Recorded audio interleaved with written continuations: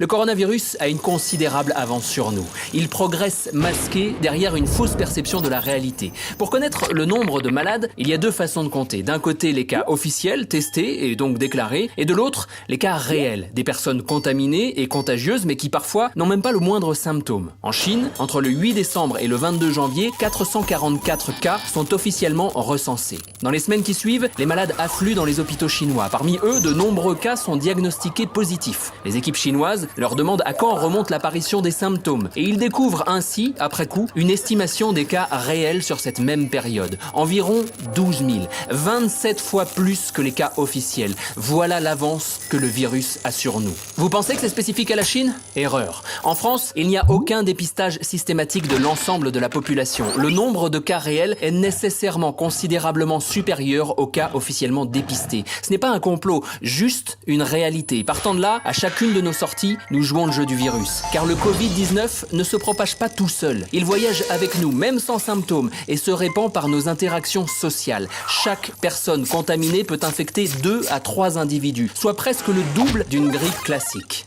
Gardons ça en tête et revenons aux chiffres. 20% des cas nécessitent une hospitalisation, 5% une place en unité de soins intensifs et environ 2,5% une aide très intensive. Aujourd'hui, en France, nous disposons de 5000 lits de réanimation et 7364 lits dans les unités de soins intensifs. Et nous ne parlons même pas du personnel nécessaire pour administrer ces soins. Entre le 24 janvier et le 14 mars, 4500 cas officiels ont été confirmés, ce qui veut dire que le nombre de cas réels est nécessairement largement supérieur. À 60 000 cas confirmés, nos hôpitaux seront saturés par ces petits 20% de cas graves. Concrètement, cela veut dire plus de lits disponibles et un dilemme terrible pour les personnels hospitaliers, devoir choisir qui soigner. Donc, qui maintenir en vie et qui laisser mourir. Dernier détail, le taux de mortalité de la grippe saisonnière est de 0,1%. Celui du coronavirus varie entre 0,5 et 5%. L'écart est simple à expliquer. Dans les pays ayant appliqué rapidement un confinement strict, comme la Corée du Sud, le taux de mortalité est sous les 1%. Dans les autres pays, comme l'Italie ou l'Iran, il varie entre 3 et 5%. Tarder à se confiner, c'est augmenter le nombre de morts de plusieurs milliers, voire dizaines de milliers. Voilà la réalité. Violente, brutale.